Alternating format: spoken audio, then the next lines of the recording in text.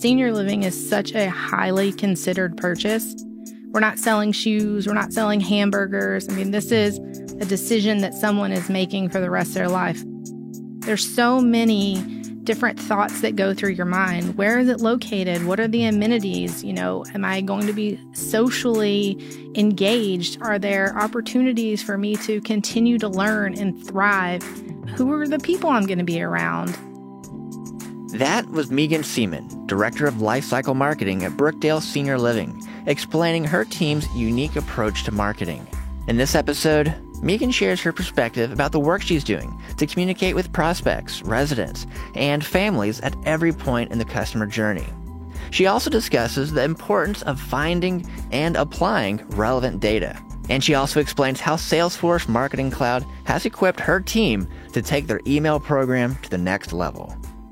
We have just seen even more successes, peeling back all the layers of our data, understanding how it's all connected. How could it be better connected and how can it be better utilized moving forward? You're listening to How I Transform This, presented by Versus 12. Versus 12 is the award-winning Salesforce Gold consulting partner focused on healthcare innovation nationwide.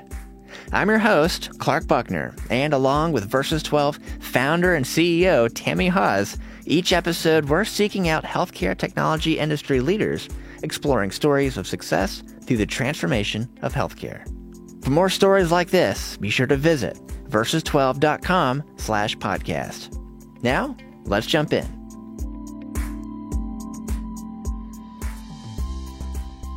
Hi, I'm Megan Seaman. I'm the Director of Lifecycle Marketing at Brookdale Senior Living. I've been with the company for just over 3 years in January, and I've been in the marketing field for more than a decade. Megan, thank you so much for joining us today on How I Transform This. I'm so happy you're here. Thank you, Megan. Obviously, we at Versus 12 are very big fans of Brookdale and your team's work and your vision to be transformational in healthcare, to reach out to your residents. And that's obvious because you guys were the winners of the 2021 Customer Success Award that Versus 12 gives to our customers that are doing very transformational things. And Tammy, please know that we hold that award in the highest regard.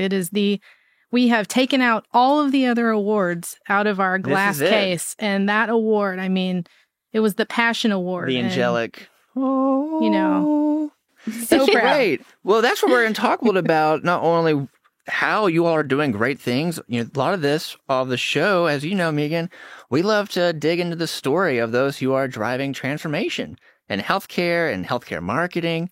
Just to kind of catch us up to today in your current role, we're going to be talking a lot about you and your past roles as well, but just a quick snapshot. Brookdale today, what's the latest of just, what the company's doing and who you're serving? Yeah. So as of today, Brookdale has over 680 communities. We're in 41 states in the U.S. As I last checked, we are the largest provider of senior living in the country and the largest provider of memory care in the world. So we have a lot of residents who we serve and provide a variety of services to our residents, from assisted living to memory care and beyond. So you have seen a lot, Megan, in the past little while or long while since you've been at Brookdale. How long have you been there? I just celebrated my 3rd anniversary about 2 weeks ago. So just over 3 years. And in that 3-year period, so much has changed. You may have heard of COVID-19. So that happened. Right. We've been talking a lot about that, of course, here on the show, too. We're always so inspired about those stories from any corner of the industry, how that has been a challenge and how that's brought, innovations as well. It's been a lot. So 3 years today, Director of Lifecycle Marketing. Yes, that's so. Correct. What's the day in the life kind of look like? What's the main objectives from that? And then Tammy and I would love to rewind it back of just what you've been learning over the last several years, because we go back a little bit. Yeah, absolutely. From the Nashville area for a while, seen a lot of change. Yeah, so Director of Lifecycle Marketing at Brookdale, really is about the one-to-one communication with our prospects, those potential residents, with our current residents, and with the loved ones of those residents. And so I oversee the strategic development and deployment of communications for email and SMS texting all across the consumer journey. And that's really where that lifecycle marketing comes from. So we have other channels that are responsible for customer acquisition. And then once we have those prospects in our pool, it's my team's responsibility to make sure that we are nurturing them all the way from, lead to visit to move in. And then once they become a resident, making sure that they feel at home to help retain them as well. And then additionally, I work really closely with our IT teams on the data side, working to understand what data is in our CRM and how we can segment and pull apart and work with the data to provide tailored experiences. That is great. And you have seen a lot, not only at your time during Brookdale, but I think you've been in the marketing field for over 10 years. And it's always been technology heavy, but it's become even more so. Tell us about, your guest and the life cycle of their experiences and how technology plays a part in that. It's changed quite a lot. What was it like when you started? Well, so I started my career in PR. I have a music publicity background, of course, here in Nashville. And so early on, I was a lot of, Googling and building spreadsheets and calling people on the phone and trying to find the right contact and just a lot of manual effort. And fortunately, we've had a lot of technological evolutions, right, if you will. And so digital marketing has always been, or really just the digital space has always been such an interest of mine, probably to the detriment of my social endeavors. But I spent a lot of time on the computer as a kid. And so digital marketing was something that was very natural to me. And in the past, the average consumer and companies were really relying heavily on traditional media. So radio, television, print, newspapers, so on and so forth. And so over these last 10 years, we've seen so much change in the MarTech world. It's just evolving on a daily basis.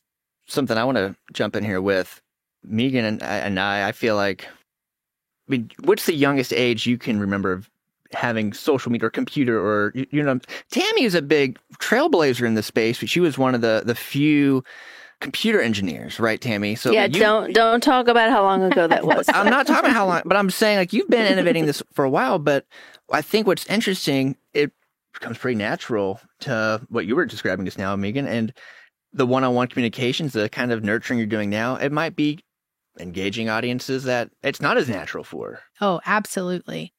It's interesting because there's so much protection around, our senior population, these aging adults. They get so much marketing around scams, online scams. Be careful, you're going to be scammed. And so it's a reality. It's really scary. Yeah. So they're on alert. So that's definitely an area where we have to build trust. We're sending you these emails. We want you to make sure you see the Brookdale logo, that you're getting the information that you need. And so there's a lot of trust building around using email, text messaging, because they are hyper aware.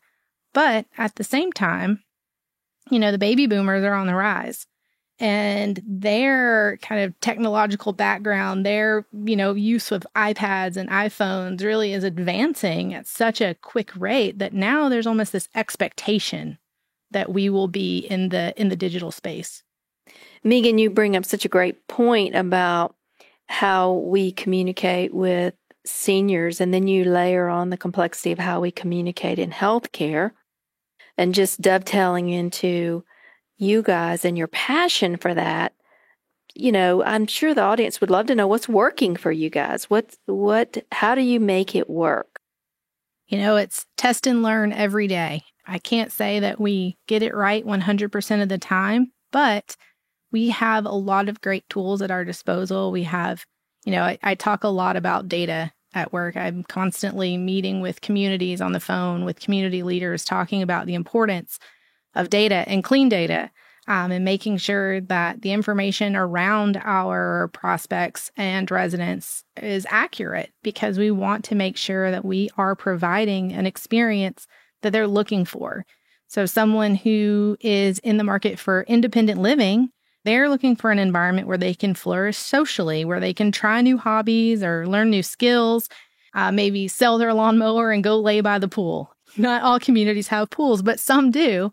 And they're looking for a different future than someone who maybe is looking for memory care for their loved one. And so that person's looking for safety, security, somewhere their loved one can be engaged and really age in place. So our big promoter at Brookdale is creating an optimum life. Is this person going to continue to evolve and grow? We don't want to, create a stagnant experience for them. And so it's very important that when we're communicating, we have that accurate data so we can talk to the prospect or the loved one about the product or the service that they're interested in. And so they begin to trust us and we can provide that education for them.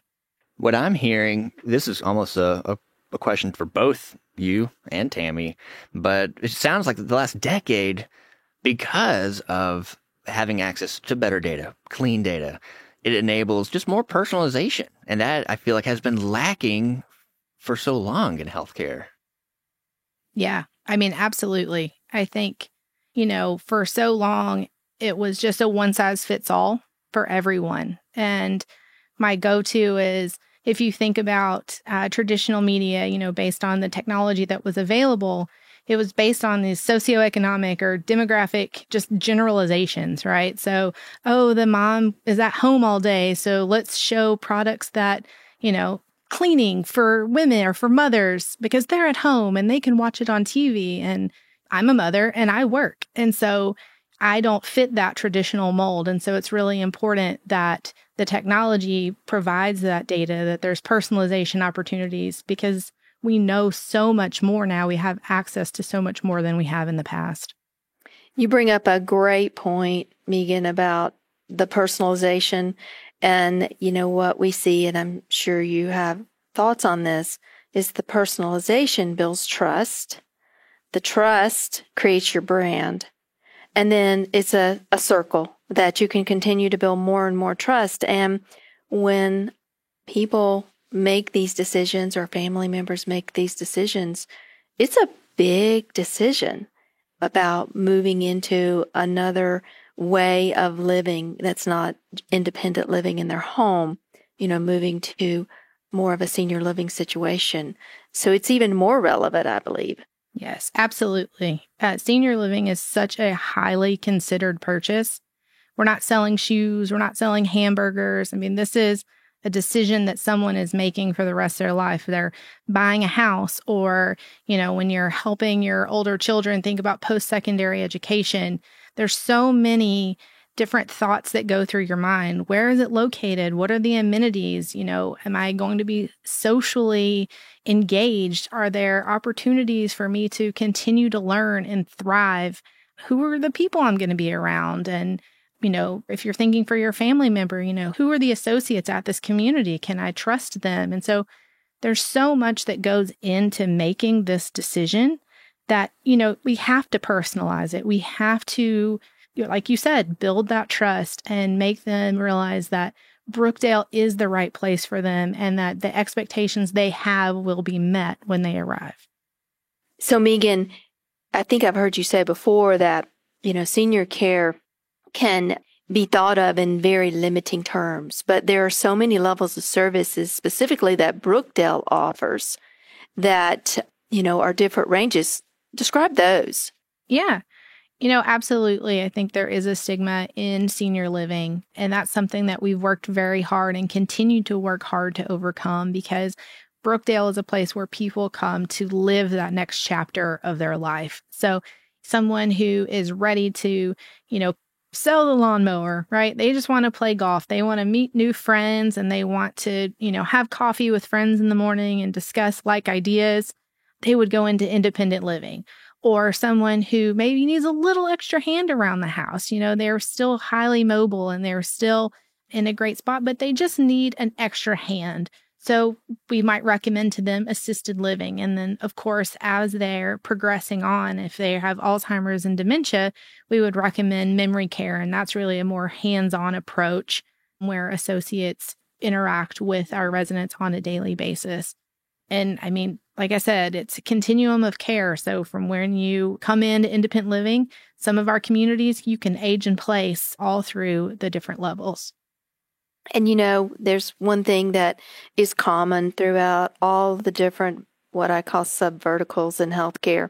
And that is that the people that are doing these jobs like you and your teammates are not only passionate about making sure that you send emails out, but you're passionate about these residents really understanding what Brookdale has to offer and the communities. And you're passionate about it, and that's why we love you. Yes. No, one of our sayings at Brookdale is, if you're not serving a resident directly, you're serving someone who is. And so there is definitely a servant mentality. One of our cornerstones is passion. So you really have to be passionate about what you're doing and providing, again, just a comfort to your residents and opportunities for them really to thrive and grow while they're at a Brookdale community. And some of this sounds like a lot of fun. Oh, yeah. Better social lives than I might have. Pretty active things going on. Yeah, if you check out our Facebook page to promote that, you will see all of the fun things that our residents are doing that, I'm at home just hanging out and they are living it up for sure. So, as we're starting to maybe zoom out just a little bit, when you think about the last couple years, we mentioned COVID earlier. I mean, that's impossible to not talk about in any kind of healthcare setting. So, what are some of the lessons learned from the marketing perspective or projects you've been doing these last couple of years? Or what, as we're looking at the recent happenings from your experience, what is some of the standout happenings? Yeah, I think as we think about email, right, and how email works, it is a direct connection to someone's inbox. I don't know how many times you check your email a day, but I check it very frequently. And COVID, I think it threw a wrench in a lot of people's plans in 2020. And we had a plan, we were ready to go. And then it was, hold on, we need to pivot. And, still is. But at the time, we knew that the senior population was the highest risk. So it was very important to us to find ways that we could use email as that direct channel for updates. It was the same as in the world, right? It was constantly evolving. And at our communities, it was constantly evolving. What were our protocols? What were our processes? How can we communicate that to our, not only our prospects, but to our residents and their loved ones? And so we used email specifically to communicate that on a very frequent basis. Honestly, for email in 2020, our engagement was through the roof because people were so hungry for information. It was so new and unknown, and people were nervous, but they still needed somewhere to go. So they still needed housing, and they still needed somewhere to send mom. And so it was very important for us to use email, use the resources that we had to be able to communicate with them quickly. And, at the same time, we started thinking about just the data that we had. So just going back to data and the accuracy of it, because again, we're building trust, with our prospects. And if our data is not accurate and we're sending them the incorrect information, like that trust can be broken very easily, especially during such a sensitive time. And so that's when we started thinking about, okay, we have this email program. We've been using it for 10 plus years. It might be time to make a switch. That's really how I met Tammy, and Versus 12 was deciding we need to migrate to a better email service provider. So here we are, and we made that switch over to Salesforce Marketing Cloud. And Megan, when you say you guys send emails, you mean you send emails. Yes. You send hundreds of thousands of emails. It's unbelievable. And you definitely can't do that with some of these smaller software platforms. You have to have an enterprise platform to do that. Yes, absolutely. I mean, for, a company our size, like I said, earlier, highly considered purchase. So we're not selling shoes, right? our strategy is a little bit different in that we're not sending out, items on sale. We're not sending out abandoned cart emails. This is more educational. And we sent about 4 million emails in 2020. And, we've been up more since then. But again, email really was a great tool for us. I mean, so many other, I definitely don't want to discredit the work that everyone else was at Brookdale, was doing. I definitely wasn't carrying it, but email really did emerge as a channel that could help build that trust and communication. Making that migration to Marketing Cloud and, getting approval from our CEO and our CFO, I think that was such a credit to my team, to the work that we've done, our IT department, that even during a pandemic, they were willing to approve that migration. They were willing to allow that to happen. And we have just seen even more successes, peeling back all the layers of our data, understanding how it's all connected. How could it be better connected and how can it be better utilized moving forward? Yeah, technology is all about that return on investment and making an impact. It's not just for technology's sake. And you guys did a really great job of that. It takes more than just the tool. So congratulations to your team. Thank you. Talk about transformation. That is, I love the image. I can see my mind of 10 years. You need to make a change. Not only do you make that change, but 4 million emails in 1 year. That's personalization. There's a lot of layers in that. I really appreciate how you've been sharing the lessons that you have been acquiring over the years and sharing how you've been able to bring that to Brookdale. And as you start to think about all you've learned over the past decade and how much things have changed and where things are today, what do you think is next? What do you think? I mean, there's so many ways this could go, but what are some of the things on your mind today? I think right now it's, how do I personalize even more? How do I learn more about our residents and what they're looking for so that I can better highlight that to prospects? How can we bring stories of our residents to life? And, our team does really well at partnering across the business. So, we partner with PR, we partner within marketing with our IT teams, and really just my goal is to, how can we learn? And, so much of planning is thinking more. And I told my team, I told my boss, I said, this year, I think it's just refine. How do we take what we already have? How do we make this better? How do we take what we've learned and what we now have available to us with Marketing Cloud, and how do we refine on what we already have? I love that. That's great. Well, you've definitely got a great platform and you're on the right track. So the sky's the limit.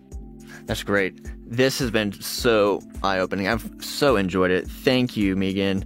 And also thank you, Tammy, as always. I always love when we can bring really smart people on the show and I get to hear the behind the scenes of what is driving transformation. And I feel like this has been another great session here. So any final words from you, Tammy? I just want to thank Megan for her work and for the work of Brookdale for healthcare in our community and the country as a whole. You guys are a great organization. Thank you, Tammy, and thank you for your partnership. We love working with you all. Thanks for listening to How I Transformed This, Success Stories of Transformation in Healthcare, presented by Versus 12. To learn more about how Versus 12 is best situated to transform the healthcare industry and to follow along with this show, be sure to visit versus12.com/podcast. We'll see you next time.